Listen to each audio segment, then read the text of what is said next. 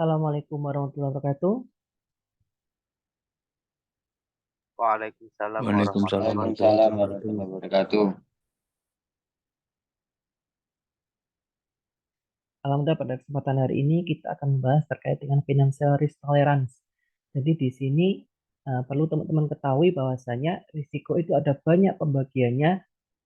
Nah, di financial behavior kita akan membahas terkait dengan risk tolerance, yang mana investor akan menerima sebuah risiko yang dihadapi ketika memutuskan untuk berinvestasi.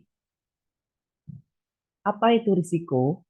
Risiko itu adalah uncertainty atau ketidakpastian. Risk effect of uncertainty on objectiveness. Jadi risiko adalah ketidakpastian yang berdampak pada sasaran. Jadi karena sasarannya investasi, instrumen investasi, di sana melekat ada return dan ada risk. Nah, risk ini yang akan ditanggung oleh investor. Risiko dan permasalahan itu hal yang berbeda. Perlu teman-teman ketahui kalau problem, masalah, krisis itu adalah sebuah hal yang sudah terjadi saat ini akibat keputusan aktivitas masa lalu. Jadi saya kelaparan akibat karena Anda belum makan sebelumnya. Akibat saya belanja hari ini uang saya habis. Sedangkan risiko itu adalah potensi risiko. Jadi yang dinamakan risiko adalah hal yang belum terjadi, yang akan kita hadapi di kemudian hari karena keputusan kita saat ini, akibat keputusan atau aktivitas saat ini. Saat ini saya membeli saham, maka kedepannya kira-kira untung atau rugi, itu adalah risikonya.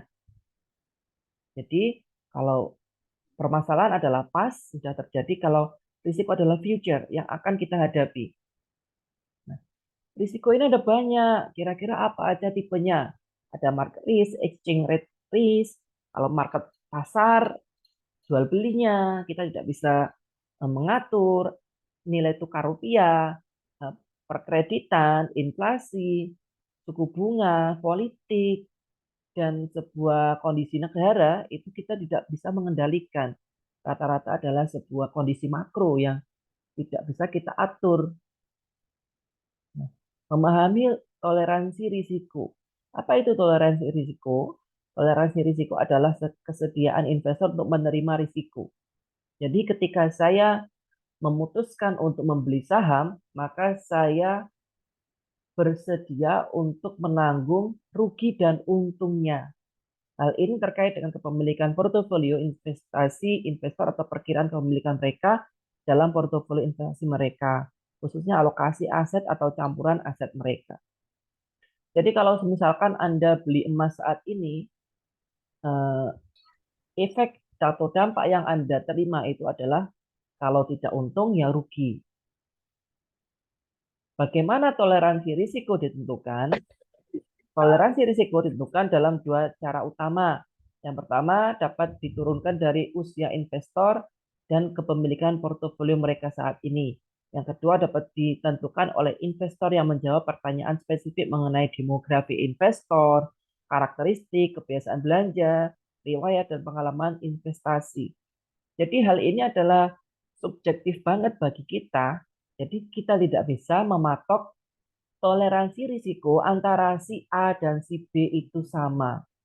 Tapi secara garis besarnya saja, orang akan menganggap bahwasanya risiko besar atau kecil bisa saja dari usianya. Kalau misalkan Anda itu usianya sekarang sudah 20 tahun, maka bagi Anda kehilangan uang 5.000 di usia 20 tahun dan kehilangan uang di usia 7 tahun 5.000 itu berbeda. Nah, jadi usia ini bisa menyebabkan persepsi seseorang dalam mengartikan memahami risiko. Atau dari demografi, misalkan di wilayah Jawa Timur, di wilayah Kalimantan itu berbeda karakteristiknya sehingga demografi itu berbeda menyebabkan karakteristik yang berbeda juga, kebiasaan berbeda, pengalaman investasi juga. Apa yang dimaksud dengan risiko dalam menentukan toleransi risiko? Risiko dalam hal ini umumnya dianggap volatilitas hasil investasi. Jadi risiko itu bisa naik turun, bertambah atau berkurang. Investor dengan toleransi risiko yang lebih rendah akan memiliki lebih banyak aset dalam kelas aset yang kurang berisiko. Dengan investor yang memiliki toleransi yang tinggi akan memiliki aset-aset yang berisiko tinggi. Maksudnya, orang yang menyukai risiko itu lebih memiliki toleransi yang tinggi. Sedangkan orang yang tidak menyukai risiko itu toleransinya rendah. Jadi dalam menanggung risiko itu berbeda. Ada yang berani menanggung risiko, ada yang tidak berani menanggung risiko. Sehingga menyebabkan instrumen investasinya juga berbeda. Ada level-levelnya. Apakah toleransi risiko merupakan angka mutlak? Untuk keperluan kelas dan kuliah ini, toleransi risiko lebih dianggap sebagai kategori umum. Di sini tidak mutlak karena berubah-ubah tadi volatilitas. Di sini kelasnya dibagi sangat konservatif, konservatif, sedang, agresif, sangat agresif. Kira-kira teman-teman ini dalam mengartikan risiko investasi itu saat ini sampai pada titik yang mana kira-kira? Tolong dijawab.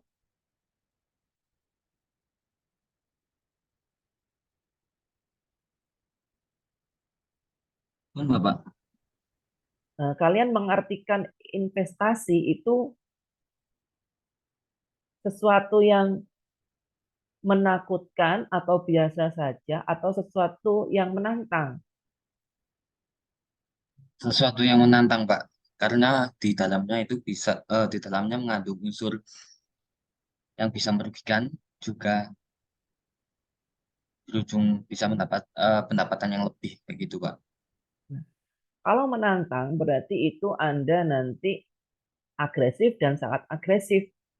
Berarti Anda eh, tidak takut mengambil risiko. Tetapi ketika yang menjawab menakutkan, berarti dia sangat konservatif atau konservatif karena takut kehilangan uang ketika mengalami kerugian. Makanya orang-orang yang memiliki literasi keuangan dan inklusi keuangan yang rendah itu identik dengan eh, risk toleran yang rendah juga. Jadi takut ditawari investasi, takut karena mereka tidak memahami, tidak mengetahui. Maka tujuan toleransi risiko itu untuk apa saja? Agar investor dapat menentukan alokasi aset dan bauran investasi yang tepat berdasarkan kesediaan investor. Jadi kalau kalian investor, patokannya itu bukan orang lain, tetapi diri kalian sendiri. Seberapa kuat Anda menerima kerugian, seberapa aset kehilangan aset itu mampu nggak? Karena kalau investasi kalau nggak untung ya rugi. Karena kalau kehilangan uang, mental orang itu kan berbeda-beda. Kalau kalian diolok-olok, orang lain nganggapnya biasa, tetapi kalau mentalnya nggak kuat itu kan kayak menyebabkan depresi. Sama juga investasi. Kehilangan uang 1 juta bagi si A biasa, tapi bagi si B luar biasa. Maka untuk menanggung rugi berapa itu tergantung kembali ke masing-masing investor. Namanya eh, cut loss atau pemotongan kerugian. Jadi ketika rugi sampai berapa persen dapat ditanggung. Jadi setelah, oh saya ruginya mampu menanggungnya 5%. Di atas 5% saya sudah nggak mampu. Maka sebelum 5% saya sudah menjual saham yang mengalami kerugian. Contohnya seperti itu. Maka apa tantangan toleransi risiko? Yang pertama adalah eh, yang namanya perilaku itu bukan ilmu pasti, ya berubah-ubah sesuai kondisi, situasi. Jadi nggak ada pakem rumusnya. Toleransi risiko bervariasi dari satu orang ke orang lain. Nah, sudah berubah-ubah dari satu orang berbeda dengan orang yang lainnya. Ada banyak tes dan kategori toleransi risiko berbeda yang dapat menghasilkan hasil yang sedikit berbeda juga. Jadi jangan heran kalau hasil penelitian antar tema beda objek itu sudah berbeda hasilnya. Karena ya tadi berbeda-beda.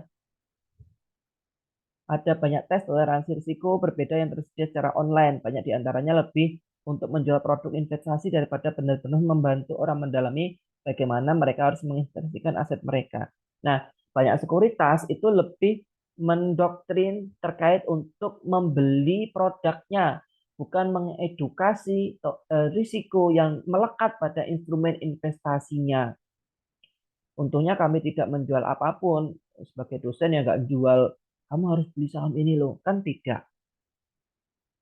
Memahami alokasi aset. Nah, kalau kalian punya aset, punya uang 50 juta, kira-kira mau dikemanakan semua? Apakah dibelikan saham? Apakah dibelikan emas? Apakah dibelikan deposito, reksadana, atau obligasi? Nah, itu ada pertimbangannya. Pertimbangannya ya salah satunya risiko. Seberapa kuat Anda menanggung risiko jika rugi. Ini adalah proses penentuan bagaimana aset portofolio dibagi terutama ke dalam aset kelas aset mana. Jadi kan setiap instrumen investasi itu berbeda risikonya, level-levelnya. Maka bisa saja dicampur menjadi satu portofolio saham, emas, reksadana, yang mana itu sudah Anda kalkulasikan tingkat kerugiannya sehingga masih bisa menutup. Kalau yang misalkan di luar batas kemampuan Anda menanggung kerugian, contohnya ketika Anda eh, rugi, habis modalnya sudah masih untung. Tapi kalau sampai meninggalkan utang, berarti Anda melampaui batas kemampuan Anda menanggung risiko. Ya misalkan kalau gagal ya wis kehilangan modal aja, jangan sampai hutang ke sana kemari untuk menutupi kerugian. Ya kalau Anda tutupi kerugiannya ya kayak gali lubang tutup lubang, akan susah survive-nya. Kalau misalkan utang buat permodalan ya masih masuk akal atau ada eh, kemungkinan masih bisa untung kemudian. Alokasi aset penting karena dua alasan. Yang pertama, menunjukkan imbal hasil dari instrumen yang berbeda. Yang kedua, risiko. Nah, ini kamu bidik, oh saya mau investasi saham BRIS, misalkan, yang memberikan eh, dividen rutin setiap tahun dan tinggi. Terus saya membidik sahamnya Telkom, misalkan, karena harga sahamnya saya lihat terus naik, tidak pernah turun drastis. Jadi Anda mempertimbangkan eh, pertumbuhan saham dan pertumbuhan perusahaan membagikan dividen. Ya, ini contohnya asset allocation. Ada US small caps, US large capital, treasury bonds, treasury bills. Ini beberapa saham dan juga obligasi, tingkat returnnya dan standar deviasinya kerugian. Nah, bagaimana proses penentuan alokasi aset Anda? Di mana toleransi risiko masuk? Yang pertama, langkahnya adalah tetapkan obligasi awal dan alokasi kas Anda untuk menyamakan usia Anda sebagai presentasi dari keseluruhan alokasi portofolio Anda. Jadi misalkan Anda umurnya sudah tua, mau beli obligasi ya pendapatannya cuma sedikit. Ya muda-muda ini yang membeli investasi jangka panjang masih nggak masalah. Misalnya jika Anda berusia 40 tahun, Anda harus memiliki 40% portofolio Anda dalam obligasi dan uang tunai, dan 60% dalam ekuitas, saham ekuitas itu.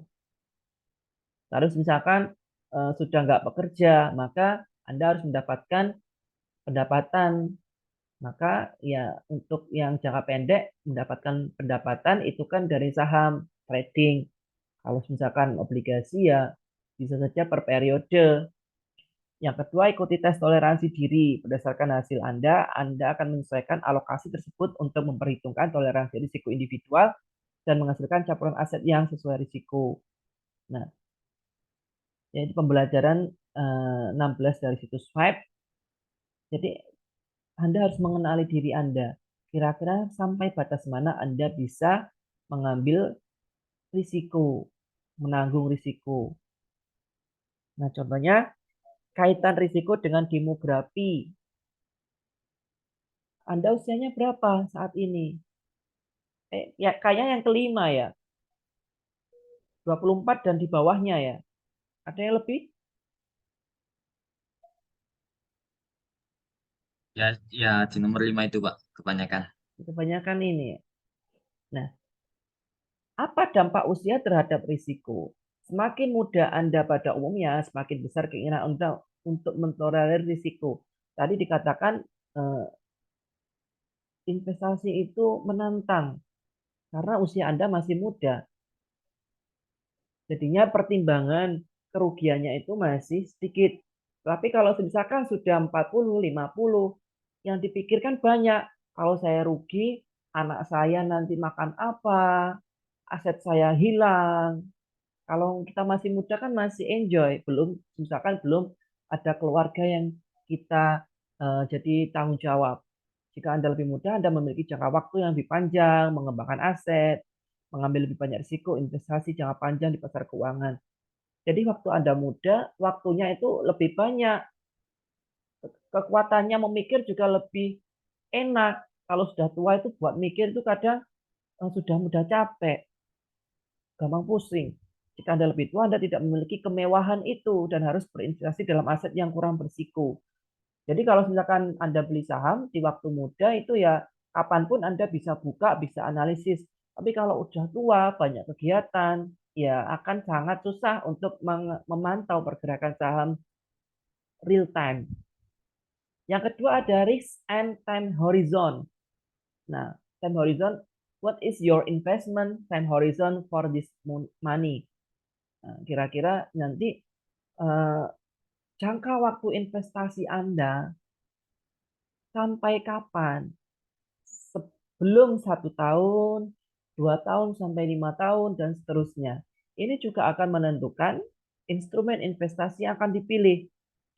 Apa dampak time horizon terhadap risiko? Yaitu ember atau uang yang berbeda harus diinvestasikan secara berbeda tergantung pada cakrawala atau zona waktunya. Portofolio Anda maksudnya itu akan tergantung dari waktu Anda menginvestasikannya. Kalau misalkan uangnya itu Anda butuhkan 5 tahun ke depan, ya jangan melampaui 5 tahun ke depan jenis instrumen investasinya untuk kembali. Nah, kalau Anda butuh nanti nggak bisa diambil seperti itu. Jadi jika Anda memiliki jangka waktu lebih panjang, Anda mungkin bersedia mengambil risiko lebih banyak risiko. Jadi semakin panjang risikonya, semakin panjang waktunya, semakin panjang risikonya juga. Risiko dan tujuan investasi. Apa tujuan utama Anda investasi? Jadi motif investasi itu juga akan mempengaruhi keputusan investasi. Kalau misalkan Anda motifnya cuma coba-coba, ya berarti untuk cuan, untuk mendapatkan cuan nggak menjadi prioritas utama, tapi prioritas utama Anda adalah belajar menganalisis, belajar membeli, belajar menjual. Jadi pemeliharaan modal, penghasilan saat ini, pertumbuhan dan pendapatan, pertumbuhan konservatif dan pertumbuhan agresif. Nah ini motifnya apa? Akan menentukan strategi Anda dalam berinvestasi. Dampaknya apa sih? Tujuan Anda akan sampai taraf tertentu, mendorong kesediaan Anda untuk mengambil atau mengurangi risiko. Jadi tujuan ini sangat penting untuk kaitannya kita menentukan risiko yang harus kita ambil. penghasilan. Nah, ini juga berapa banyak Anda investasi tergantung dari modal Anda, penghasilan Anda. Ada yang misalkan rutin per bulannya beli saham untuk dari menyisihkan modal gajinya. Ada yang eh, mengurangi dari tabungan. Ada yang bahkan menjual sahamnya untuk menutup pengeluaran tidak terduga. Ini masing-masing juga akan berpengaruh terhadap keputusan investasi dan risiko yang diambil. Turun drastis di masa depan, eh, mengurangi sedikit di masa depan, tetap sama, meningkatkan laju inflasi, meningkat drastis. Nah, ini apa yang Anda harapkan dari investasi tadi? Karena setiap investasi itu di satu kondisi berbeda hasilnya. Kalau Anda investasi di masa krisis, bisa saja emas yang lebih menjanjikan. Contohnya seperti itu. Atau saham perusahaan tertentu. Nah, penghasilan pribadi tadi dampak ekspektasi pendapatan terhadap risiko.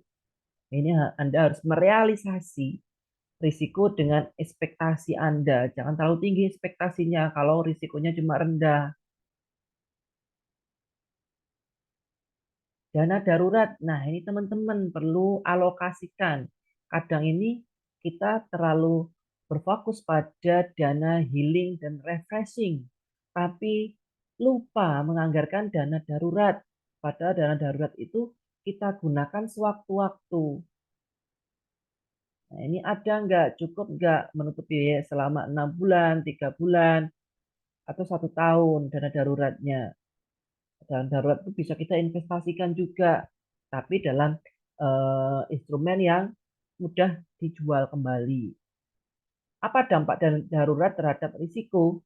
Semakin banyak uang yang Anda miliki yang dapat digunakan sebagai dana darurat, semakin Anda dapat menginvestasikan aset Anda di pasar keuangan jangka panjang. Nah, ini kalau misalkan Anda takut menjadi korban kasus asuransi bodong, ya investasikan aja dalam instrumen investasi yang eh, aman dan jangka panjang.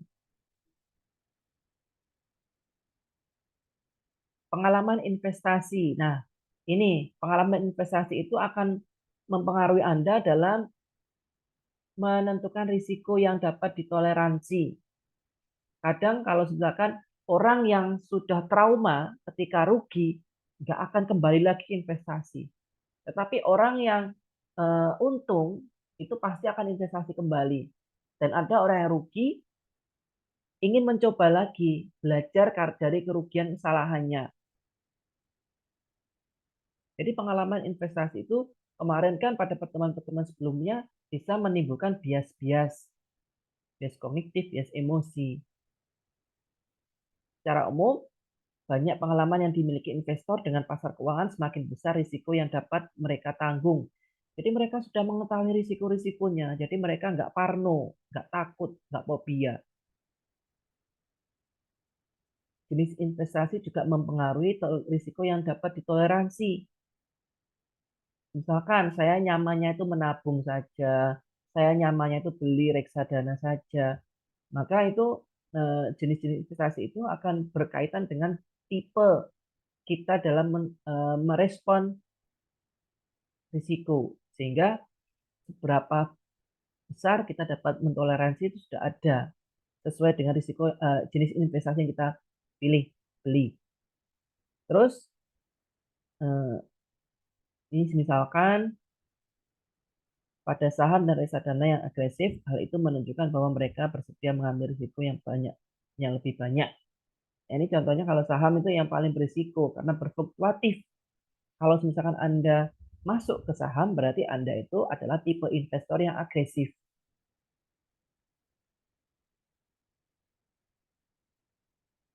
Preferensi investasi, yaitu investasi mana yang kemungkinan akan Anda investasikan.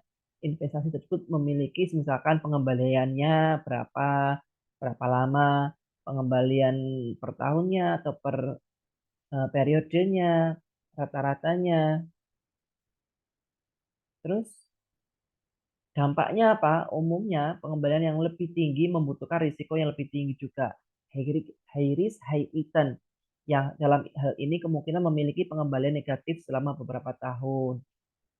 Meskipun kadang berfluktuatif saat ini, tapi saham itu terus naik harga sahamnya. Itu juga ada dan mungkin.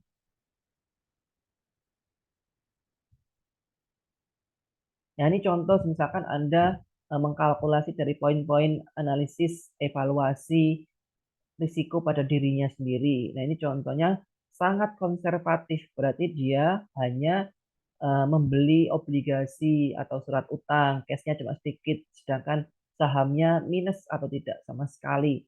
Ada yang konservatif, ada yang moderat, agresif dan sangat agresif. Kalau sangat agresif berarti dia lebih banyak membeli saham. Nah, ini contohnya jika investor masing-masing memiliki 60% ekuitas dan 40% alokasi obligasi. Investor A sangat agresif, investor B sedang, sedangkan investor C sangat agresif juga. Nah, ini how do the risk tolerance profile of investor differ? Jadi apa yang membedakan risk tolerance masing-masing investor?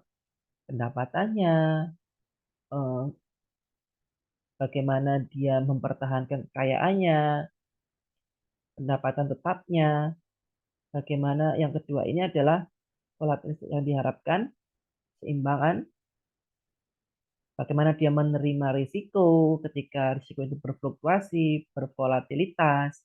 Jadi menyeimbangkan pertumbuhan dan investasi pendapatan. Pertumbuhan ini pada fase yang ini adalah agresif. Investor umumnya mencari apresiasi modal, yaitu dia bertujuan menambah modalnya dari investasinya, terima risiko lebih tinggi untuk mendapatkan pendapatan yang lebih besar juga. Nah, ketika kita membahas risiko tadi, kira-kira apakah Anda sudah memahami toleransi risiko pada dirinya sendiri? Bagaimana Anda memahami pentingnya alokasi aset dalam portofolio Anda? Yang ketiga, apakah Anda mengikuti tes toleransi risiko? Nah, ini coba Anda, kalau psikotes itu juga bisa. Apakah Anda memahami bagaimana menginterpretasikan uji toleransi risiko terhadap alokasi aset Anda? Jadi, saya harus investasi apa sih? Ya, kenali diri Anda dulu. Anda cocoknya di mana? Bagaimana Anda bisa merespon investasi?